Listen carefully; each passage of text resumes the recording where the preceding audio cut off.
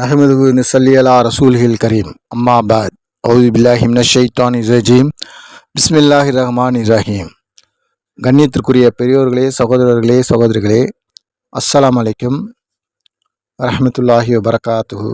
தினத்திலே நாம் கேட்க இருப்பது விருந்து கொடுத்தால், அதாவது ஆட்டுக்கறி எல்லாம் போட்டு விருந்து கொடுத்தோம் அப்படின்னு சொன்னால் நமக்கு கஷ்டம் வருமா என்பதை பற்றி பேச இருக்கிறோம்.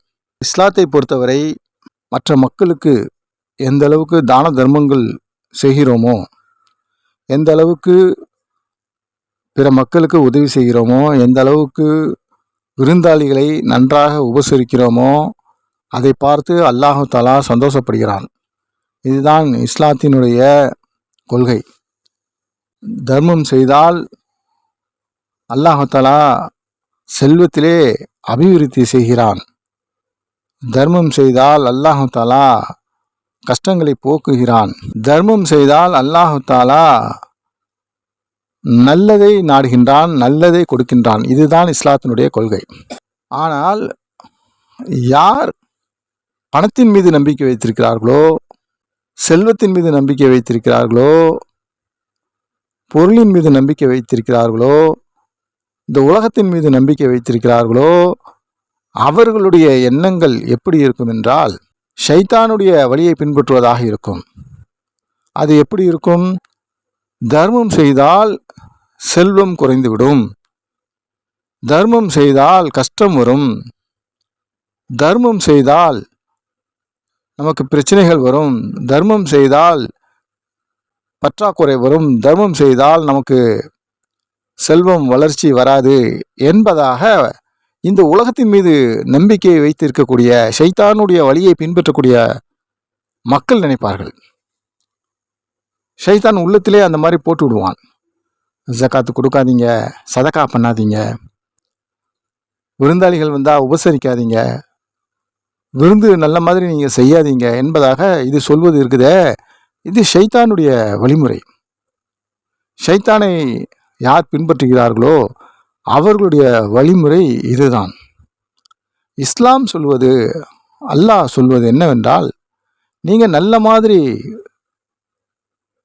சாப்பிடுங்க, நல்ல மாதிரி விருந்தாளிகளை உபசரிங்க, உங்களுக்கு எந்த அளவுக்கு சக்தி இருக்குதோ அந்த அளவுக்கு நீங்கள் நல்ல மாதிரி நீங்கள் விருந்தாளிகளை சிறப்பாக கவனிங்க என்பதாகத்தான் வந்திருக்கு. தாங்கிட்ட இல்லாட்டி கூட சஹாபா பெருமக்கள் நம்ம நிறைய சம்பவங்களை நம்ம பார்க்குறோம். தனக்கு சாப்பாடு இல்லாட்டி கூட பரவாயில்ல, வந்திருக்கக்கூடிய விருந்தாளிக்கு சாப்பாடு கொடுக்கணும்னு சொல்லிட்டு விளக்க அணைச்சி என்ன செய்கிறாங்க, தான் சாப்பிட்றதா தானும் தன்னுடைய மனைவியும் சாப்பிட்ற மாதிரி ஒரு பாவனை செஞ்சு அந்த கிளாஸு அந்த மாதிரி தட்டுலாம் அந்த மாதிரி சத்தத்தை கொடுத்து அவங்க தான் சாப்பிட்ற மாதிரி காமிச்சிக்கிறாங்க. விளக்க அணைச்சிட்டு விருந்தாளிகளுக்கு நல்ல மாதிரி கொடுத்து அந்த சாப்பாடை கொடுத்து அவங்கள நன்றாக உபசரிக்கிறாங்க. தன்னுடைய குழந்தைகளை கூட பட்னியாக போட்டு தூங்க வைக்கிறாங்க. இந்த அளவுக்கு சஹாபாக்கள் செஞ்சாங்க. இன்னைக்கு நாம் அந்த அளவுக்கு செய்யாட்டலும் இன்னைக்கு பணம் இருக்கக்கூடிய மக்கள், இன்னைக்கு எவ்வளவோ செல்வந்தர்கள் இருக்காங்க, பணம் இருக்கக்கூடிய மக்கள் இருக்கிறாங்க. இன்னைக்கு அவங்க என்ன செய்கிறாங்கன்னு சொன்னால் செலவு செய்கிறதுக்கு பயப்படுறாங்க. ஷைத்தான் அவங்க உள்ளத்தில் போடுறான், செலவு செஞ்சால் பணம் வளர்ச்சி அடையாது, பணம் குறைஞ்சிரும், செல்வம் குறைஞ்சிரும் என்பதாக ஷைத்தான் அவங்க உள்ளத்தில் ஒரு அச்சத்தை போடுறான். அதை பார்த்து பயந்து என்ன செய்கிறாங்க, செலவு செய்யாமல் விட்டுறாங்க. ஆனால் அந்த பணம் காசை நாளைக்கு அவங்க கொண்டு போக முடியாது. ஆகறத்துக்கு அவங்க மௌத்துக்கு கபரில் வச்சு அவங்க கூட வராது, அவங்களுக்கு ஆகரத்தில் வராது. இந்த உலகத்தில் அவங்க எந்த அளவுக்கு செலவு செய்கிறாங்களோ, அல்லாஹ்வுடைய பாதையில் செலவு செய்கிறாங்களோ, மற்ற மக்களுக்கு உதவி செய்கிறாங்களோ, அதுதான் அவங்களுக்கு நன்மைகளாக மாறி அவங்களுக்கு கூட வரும். இதை நம்ம என்ன செய்யணும், விளங்கி கொள்ளணும். இன்றைக்கி பெரிய பெரிய அளவில் உலமாக்கள் அப்படின்னு சொல்லக்கூடிய அளவில் இருக்கக்கூடிய மக்கள் என்ன பேசுகிறாங்க அப்படின்னு சொன்னால், நம்ம அவங்கள உலமாக்கள்னு சொல்லி நம்ம சொல்ல முடியாது. அதாவது சரியான முறையில் செல்லக்கூடிய உலமாக்கள் அல்ல. அவர்கள் எப்படி போகிறாங்கன்னு சொன்னால், தீனை கற்றுக்கொண்டதா அவங்க பட்டம் வாங்கிடுறாங்க. ஆனால் தீன்படி நடக்கிறாங்களா அப்படின்னு சொல்லி பார்த்தா இல்லை. தீன்படி பேசுகிறாங்களா அப்படின்னு பார்த்தா கிடையாது. அதை விளங்கி கொள்ளணும். மார்க்க அறிஞர்னு சொல்லி ஒருத்தர் பட்டம் வாங்கிட்டா மட்டும் போதாது. அவர் மார்க்கத்தின்படி பேச வேண்டும், அவர் மார்க்கத்தின்படி செயல்பட வேண்டும். அதை நம்ம தெரிஞ்சிக்கக்கூடிய அளவுக்கு நமக்கு மார்க்கத்தினுடைய கல்வி இருக்கணும். இல்லைன்னு சொன்னால் மார்க்க அறிஞரே இவர் என்ன சொன்னாலும் சரியாக இருக்கும் அப்படின்னு சொல்லிட்டு அவர் ஷைத்தான் வழிகெடுத்து கூட்டிகிட்டு போவான். அவர் அது பின்னாடி போவார். நாம் நினச்சிட்ருப்போம் இவர் மார்க்க அறிஞர் அப்படின்னு சொல்லிட்டு. ஆனால் அவர் போகக்கூடிய வழி தவறான வழி இருக்கும். நாமளும் அது சரியாக தவறான்னு பார்க்காம, அது இஸ்லாத்தில் இருக்குதா, ஷரியத்தில் இருக்குதா, அல்லாஹ்வுடைய குரானில் இருக்குதா, ஹதீஸில் இருக்குதா அப்படின்னு சொல்லி பார்க்காம நாம் இவர் பெரிய மார்க்க அறிஞர் அப்படின்னு சொல்லிட்டு அவர் பின்னாடி போயிட்டோன்னு சொன்னால் நாமளும் வழிகட்டு போயிடுவோம். அல்லாஹ் பாதுகாக்கணும். அதுக்காகத்தான் நாம் தீனுடைய விஷயங்களை நம்ம கற்றுக்கொள்ளணும். இன்றைக்கி மார்க்க அறிஞர்னு சொல்லிட்டு சொல்லக்கூடிய மக்கள், அந்த மாதிரி ஆளுங்க இன்றைக்கி எப்படி பேசுகிறாங்க அப்படின்னு சொன்னால், ரசூல் ஸல்லல்லாஹு அலைஹி வஸல்லம் அவர்கள் கல்யாணத்தில் ஆட்டுக்கறி விருந்து வச்சாங்க. வைக்கக்கூடிய நேரத்தில் அந்த விருந்துனால ரசூல் ஸல்லல்லாஹு அலைஹி வஸல்லம் அவர்களுக்கு கஷ்டம் வந்ததா அவர் பேசுகிறார்.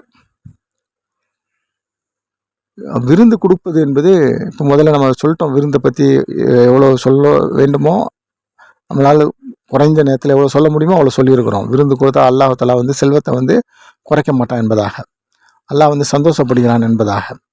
அப்போது அந்த விருந்து அவங்க ரசூல் ஸல்லல்லாஹு அலைஹி வஸல்லம் அவங்க கொடுத்துருக்காங்க அப்படின்னு சொன்னால், இதை பார்த்து அல்லாஹ் வெறுப்படைய மாட்டான். அல்லாஹ் வெறுப்படைகிறது ஆடம்பரத்தை தான், வீண் விரயம் செய்கிறத தான் அல்லாஹ் வெறுக்கிறான். தேவையான நம்ம விருந்தாளிகளை தேவையான அளவுக்கு நாம் சிறப்பாக கவனிக்கிறத அல்லாஹ் சந்தோஷப்படுறான். அப்போ ரசூல் ஸல்லல்லாஹு அலைஹி வஸல்லம் அவர்களுக்கு தெரிஞ்ச விஷயத்தை விட இவர் மௌலானான்னு சொல்லி பட்டம் வாங்கிட்டா இவருக்கு தெரிஞ்சிருமா? ரசூல்லாவுக்கு இவர் புத்திமதி சொல்கிறாரா, இல்லை அல்லாஹ்வுக்கு புத்திமதி சொல்கிறாரா, இவர் என்ன நினச்சிட்ருக்காருன்னு சொல்லி தெரியல. ஆனால் மார்க்க அறிஞர்கள் இதை யாருமே என்ன செய்கிறதில்ல, தைரியமாக பேசுகிறது கிடையாது. மற்ற மார்க்க அறிஞர்கள், அதாவது பேசக்கூடிய அவர் மார்க்க அறிஞர்னு சொல்லக்கூடிய அந்த மார்க்க அறிஞரை பெரிய பெரிய முஃப்திகள்லாம் என்ன சொல்லிட்டாங்க, அவர் வழிகட்டு போயிட்டாருன்னு சொல்லிட்டாங்க. அப்போது அதற்கு பின்னாடி நல்ல பெரிய ஜிப்பா போடுறாங்க, பெரிய தாடி வச்சுக்கிறாங்க, தொப்பி வச்சுக்கிறாங்க, ஜமாத்தில் போகிறாங்க, அல்லாஹ்வை பற்றி பேசுகிறாங்க, அல்லாஹ்வை கொண்டு தான் ஆகுன்னு சொல்லி பேசுகிறாங்க. ஆனால் இப்படிப்பட்ட மார்க்க அறிஞரை, இப்படிப்பட்ட மௌலானாவுக்கு பின்னாடி அவரை தலைவராக ஏற்றுக்கொண்டு போகக்கூடிய மக்களை என்னன்னு சொல்கிறது, அவர் வழிகட்டு போயிட்டாரு, அது வேறு விஷயம். அதை பற்றி நம்மளுக்கு கவலையே கிடையாது. அது அல்லாஹ்வுக்கும் அவருக்கும் உள்ள விஷயம். அது அவரை பின்பற்றி போனாலும் அதுவும் அல்லாஹ்வுக்கும் அவர்களுக்கும் உள்ள விஷயந்தான். ஆனால் மார்க்க அறிஞர்களுக்கு என்ன பொறுப்பு இருக்குது அப்படின்னு சொன்னால், அவர் தவறான வழியில் போகிறாரு அப்படின்னு சொன்னால் இவர்கள் மக்களுக்கு எடுத்து சொல்லணும். இது கடமை.